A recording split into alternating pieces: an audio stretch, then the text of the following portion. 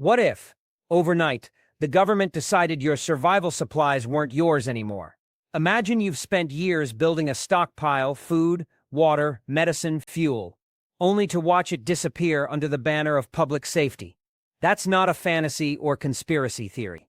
It's happened before under martial law, executive orders, and emergency powers. When panic spreads and shelves go empty, the same agencies that once told you to be prepared can decide you're hoarding and take everything you've saved. FEMA and local authorities are legally empowered to seize resources during national emergencies through orders buried in the Stafford Act and other directives. They call it redistribution for the greater good. In practice, it means your independence becomes their inventory. Fear, scarcity, and control always walk hand in hand. And when disaster strikes, the rules change fast. This video exposes the 10 most likely items to be confiscated when order breaks down and the system tightens its grip. These aren't guesses. They're patterns repeated through history. If you want to keep what's yours, you'll need more than supplies, you'll need strategy, concealment, and operational security. Because in a crisis, what you can't protect, you'll lose. Your means of defense, firearms and ammunition. In any emergency, the ability to protect yourself, your family, and your resources is paramount. Firearms are the ultimate force multiplier, and for this very reason, they are consistently the first items targeted for seizure during a declared state of emergency. Authorities often justify these actions as a measure to prevent violence and maintain control. But the result is the same. Law-abiding citizens are left defenseless at a time when they are most vulnerable. History provides stark warnings. Following Hurricane Katrina in 2005, law enforcement officials in New Orleans went door to door, confiscating legally owned firearms from residents who were simply trying to protect their homes from looters in a city without functioning services. This wasn't a hypothetical scenario. It was a real-world demonstration of how quickly constitutional rights can be suspended. In the chaos, citizens who had done nothing wrong were disarmed by the very authorities meant to protect them. Modern legislative trends only make this prospect more likely. The rise of red flag laws and comprehensive gun registration databases creates a detailed roadmap for any future confiscation efforts. If officials know exactly what you own and where you live, the process of seizure becomes incredibly efficient. It's crucial to recognize that registration is often the precursor to confiscation. To protect your means of defense, you must think strategically about storage and discretion. A standard gun safe in your master bedroom is the first place anyone will look. Consider more creative and secure solutions, such as professionally installed hidden safes in walls or floors. For those with the means, an off-site cache in a secure undisclosed location provides an essential backup. Even simple decoys like an easily found but empty gun case can misdirect a hasty search party, buying you valuable time and protecting your true assets. 2. Power and energy. Fuel reserves and generators. In our modern world, electricity is the backbone of daily life. When the grid goes down, society grinds to a halt. The ability to generate your own power provides not just comfort, but a critical survival advantage, enabling you to run medical devices, preserve food, maintain communications, and operate essential tools. Unfortunately, fuel and generators are high-value targets for seizure during an emergency. The reasoning is straightforward. Emergency services, from ambulances to military vehicles, run on fuel. In a prolonged crisis, local supplies will be quickly exhausted. Authorities will be tasked with commandeering any available fuel for official use. This includes the gasoline in your car, the diesel for your tractor, and the propane tanks for your grill and generator. You may see it as your personal supply, but in a declared emergency, it will be reclassified as a community resource to be managed and distributed by officials. Generators themselves are also at risk, as they can be seized to power temporary shelters, command posts, or medical facilities. Protecting these assets requires moving beyond obvious storage methods. A row of bright red gas cans in your garage is an open invitation for confiscation. Instead, think about dispersion and concealment. Store fuel in smaller, manageable quantities across multiple locations rather than in one large, easily identifiable tank. Use discrete, non-standard containers that don't scream fuel. For example, store gasoline in purpose-built, durable containers that can be camouflaged or partially buried. Consider building a concealed shed or storage area that blends into its surroundings. For propane, burying a larger tank is an effective, albeit more expensive option. The goal is to make your energy reserves invisible to a casual or even a determined search. Your independence relies on the power you can generate, and you can't generate it if your fuel has been taken. 3. Your family's sustenance. Food and water stockpiles. The most fundamental need for survival is access to food and water. Having a substantial stockpile can mean the difference between thriving and starving during a supply chain collapse. However, these life-saving reserves are also vulnerable to confiscation under the guise of preventing hoarding and ensuring equitable distribution. During a widespread food shortage, governments can and have enacted anti-hoarding laws. These regulations empower authorities to enter private homes and seize what they deem to be excess food to be redistributed to the general public. While this may sound fair on the surface, it punishes those who prepared and rewards those who did not. It also ignores the fact that a family's excess might be their carefully calculated plan to survive for months without assistance. Your large stockpile meant to ensure your family's security can quickly become a target. The visibility of your preparations can be your downfall. Large bulk deliveries of freeze-dried food or frequent trips to the store where you clear shelves will draw unwanted attention from neighbors. In a desperate situation, a well-meaning but panicked neighbor could inadvertently or intentionally report your hoard to authorities. The key to protecting your food supply lies in the principle of discrete redundancy. Avoid having one massive pantry. Instead, create several smaller hidden storage spots throughout your home, under beds, in wall cavities, or in a disguised section of your basement. A decoy pantry with a modest, reasonable amount of food can satisfy a cursory inspection, while your main reserves remain hidden. Practice a strict rotation system, first in, first out, to keep your supplies fresh and avoid the need for sudden, large-scale purchases that might attract notice. Your food security is your responsibility, and protecting it from seizure requires just as much planning as acquiring it. 4. The source of life. Water storage and purification systems. You can survive for weeks without food, but only a few days without water. In any disaster that disrupts municipal services, clean drinking water becomes more valuable than gold. This makes any significant personal water storage or purification system a high-value target for confiscation. Authorities, tasked with providing water to a desperate population, will view your carefully planned supply not as your private property but as a community resource to be commandeered and distributed. A large, visible water tank or a sophisticated filtration system is an easy asset for them to claim in the name of public health. The problem lies in visibility. A 250-gallon IBC tote next to your house, a series of interconnected rain barrels, or a high-capacity Berkey filter sitting on your kitchen counter are all clear indicators that you have a reliable water source. In a citywide emergency, emergency responders might not ask for your permission before draining your tanks to fill their own trucks or seizing your filter to provide clean water at a public distribution point. Your foresight could be nullified in a matter of minutes, leaving you in the same desperate position as everyone who failed to prepare. Protecting your water supply requires subtlety and misdirection. Large storage containers should be concealed or disguised whenever possible. A large water tank can be hidden behind a false wall within a shed, or even partially buried and covered with a deck or garden feature. Camouflage netting or painting tanks to blend in with their surroundings can also be effective.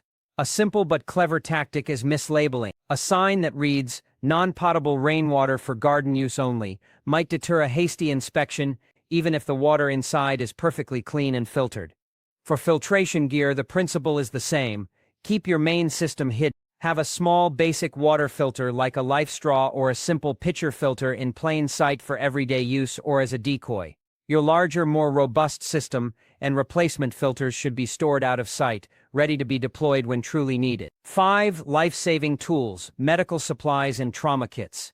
When emergency services are overwhelmed and hospitals are at capacity, your personal medical supplies become your lifeline. A well-stocked first aid kit can handle injuries, manage chronic conditions, and fight infections, preventing minor issues from becoming life-threatening crises. However, these same supplies are desperately needed by official responders and temporary medical clinics. In a mass casualty event or a public health emergency, authorities will be authorized to confiscate medical equipment and pharmaceuticals for official use. Everything from basic bandages and antiseptic wipes to high-value items like prescription painkillers, antibiotics, tourniquets, and oxygen equipment will be on the list. If you have a significant stockpile of N95 masks, sterile gloves, or specialized trauma gear, it can be seized and redistributed to first responders or field hospitals.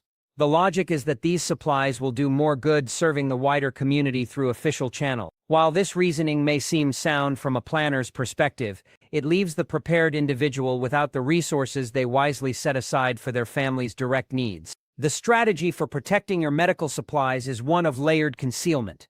Your primary visible first aid kit should be comprehensive enough for common household injuries, but not so extensive that it signals a major stockpile. This is your decoy. It should contain bandages, gauze, tape, and basic over-the-counter medications. Your bulk supplies, the extra boxes of antibiotics, the advanced clotting agents, the backup sutures, and prescription medications should be stored separately in a less obvious location. Vacuum seal these items to protect them from moisture and store them in discreet containers. Think creatively about hiding places inside luggage, at the bottom of a container of stored winter clothes, or in a hidden compartment. By separating your daily use kit from your strategic reserve, you can satisfy a potential search while keeping your most critical life-saving assets secure for when you and your family truly need them. 6. The power of information. Communication devices. In a major crisis, information is power. The ability to communicate with others, gather intelligence about changing conditions, and call for help is a massive strategic advantage. This is precisely why communication devices are often among the items targeted for restriction or confiscation. Authorities may seek to control the flow of information to prevent panic, quell dissent, or stop the spread of what they deem misinformation. This can involve jamming signals, banning the use of certain frequencies, or seizing equipment outright. Your ham radio, satellite phone, or even a powerful set of walkie-talkies could be viewed as a threat to official control of the narrative. During periods of civil unrest or martial law, governments have historically shut down communication networks to disrupt coordination among protesters or opposition groups. If authorities know you possess the means to bypass their information blockade, your equipment becomes a liability. They can easily track transmission signals, leading them directly to your location. Simply possessing a sophisticated radio setup could be enough to warrant its seizure under emergency powers. Protecting your ability to communicate requires a focus on electronic and physical security. First, practice good operational security, OPSEC. Avoid transmitting from your primary location or home base, as this makes you an easy target. Plan to use your devices from alternate, temporary locations. When not in use, store your communication gear inside a Faraday bag or container. This metallic cage will block all incoming and outgoing electromagnetic signals, making your devices electronically invisible and protecting them from an electromagnetic pulse (EMP), whether natural or man-made. Furthermore, ensure you have an independent power source, such as a portable solar panel and battery bank, stored with your communication kit. This allows you to operate far from the grid and away from prying eyes. Your ability to listen and talk when all other lines are down is a priceless advantage worth protecting at all costs. 7. Your mobility and freedom. Vehicles and transportation. In a widespread emergency, the ability to move is the ability to survive. Whether you need to evacuate a dangerous area, seek out resources, or reach a secure location, a reliable vehicle is an invaluable asset. This is exactly why transportation becomes a prime target for confiscation.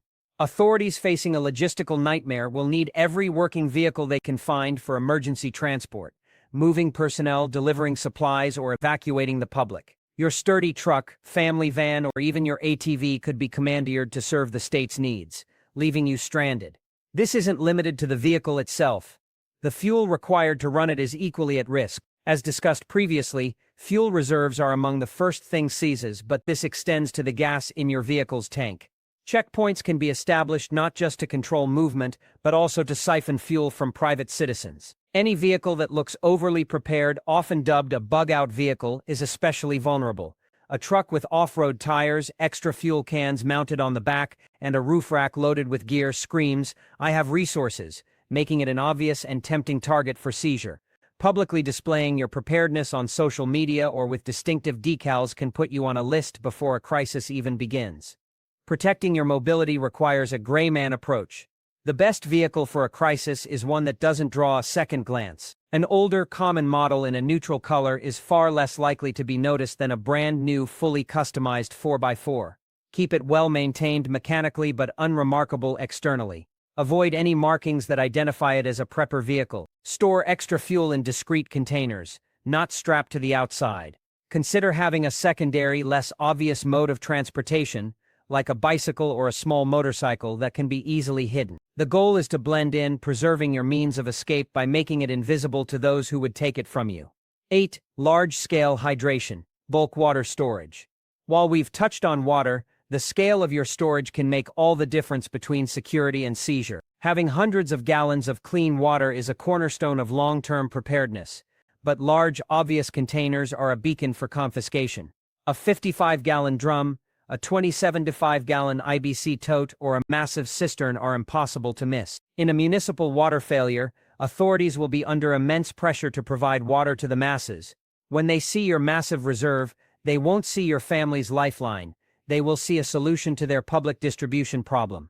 The justification will be equitable distribution. Officials will argue that your private stockpile must be shared with the community, and they will have the authority to enforce it. They will arrive with pumps and hoses, draining your months-long supply in a matter of hours to fill a water truck or supply a neighborhood distribution point. All your hard work and foresight will be undone, leaving you with nothing more than what they decide to ration back to you. This risk is amplified if your neighbors are aware of your large-scale water storage. In their desperation, they may be the ones to point authorities in your direction. Concealment is your only effective defense. If you must use large containers like totes or barrels, they must be hidden from view. Place them behind tall, solid privacy fences, inside a windowless shed or garage, or screened by dense shrubbery. Where possible, consider underground cisterns, which are expensive but offer the best protection. A more practical approach for many is to decentralize. Instead of one huge tank, use multiple smaller containers stored in various discrete locations around your property. Keep a few small, visible water jugs or a single rain barrel as a decoy. This presents a picture of modest preparation, potentially satisfying a cursory inspection while your main reserves remain undiscovered and secure. 9. Enduring wealth. Precious metals and untraceable currency. In a total economic collapse, the value of paper money can evaporate overnight. Historically, people have turned to tangible assets like gold, silver, and cash to preserve their wealth. However, governments are keenly aware of this and have a history of targeting these assets during times of severe economic distress. The most glaring example is the Gold Confiscation Act of 1933 in the United States, where the government outlawed the private ownership of most gold, forcing citizens to turn it in for a fixed paper currency price. This set a powerful precedent. In a future crisis, it's conceivable that a government could issue a currency stabilization order or a similar decree outlawing the private holding of large amounts of cash or precious metals to force citizens onto a new digital currency system that can be completely tracked and controlled. If your wealth is consolidated in a bank safe deposit box or even a home safe, it is vulnerable to seizure. Authorities would know exactly where to look. Relying solely on one form of wealth, even a tangible one like gold, puts you at risk of having it all taken in a single legislative stroke. The key to protecting your wealth is diversification and discretion. Don't keep all your eggs in one basket. Yes, hold some precious metals, but do not store them all in one place. Silver, often called poor man's gold, is excellent for this, as it can be held in smaller, more divisible, and more discrete quantities. More importantly, diversify into practical, untraceable barter goods. Items that will always have value in a collapsed economy include ammunition, medical supplies, especially antibiotics, liquor, coffee, and durable tools. These items function as a form of wealth that is not only useful to you, but also highly tradable. They are far less likely to be targeted by a specific confiscation order than gold or cash. This network of tangible, useful goods becomes your true, resilient financial foundation. 10. Your final sanctuary, land and shelter rights. The most fundamental asset of all is the land beneath your feet and the roof over your head. It is your ultimate sanctuary. Yet, even ownership of your property is not absolute in a declared state of emergency. Under legal principles like eminent domain or temporary public use, the government can repurpose your land or home for official needs. This could mean your backfield is used to set up a temporary refugee camp. Your home is converted into a command post, or your barn is used for supply storage. While outright seizure of primary residences is a drastic measure, it is not impossible in a prolonged, catastrophic event. If your property has unique resources, such as a well, a large food garden, or a significant power generation system, it becomes a more attractive target for being repurposed for the public good. You may be compensated, but that payment will likely be in a devalued currency and does nothing to replace your lost home and security at the moment you need it most. You could be displaced from the very sanctuary you prepared to be your fortress against the storm. Protecting your land requires a two-pronged approach: legal awareness and maintaining a low profile. First, understand your local and state laws regarding property rights and eminent domain in emergency situations. Knowledge is power, and knowing your rights is the first step in defending them. Second, make your homestead as unremarkable as possible from the outside. Avoid overt signs of significant preparedness. A field of solar panels, a large greenhouse, or a prominent wind turbine can make your property a strategic asset in the eyes of planners. Use natural screening like tree lines and terrain to obscure your activities and infrastructure. The ultimate goal is for your prepared homestead to be overlooked, seen as just another piece of land, not as a critical resource to be managed and controlled by outside authorities. Preparedness isn't just about stockpiling supplies, it's about protecting them. Every can of food, every drop of water, every gallon of fuel represents time, effort, and foresight. But when chaos erupts and the system begins to strain, those same items become targets, not just for desperate people, but for the very authorities who claim to manage the emergency. History shows us one thing clearly: the unprepared panic, the powerful take control, and the quiet ones who plan ahead are the ones who make it through. But planning ahead also means staying off the radar, learning to hide in plain sight to secure your gear and to never reveal what you've built. Because when confiscations begin, there are no warnings, there's only what you can protect and what you can't. So stay smart, stay discreet, and remember, preparation without protection is just donation. The next crisis will test everyone's readiness, but the difference between surviving and surrendering comes down to one thing. In the next crisis, what you can't hide, you'll lose.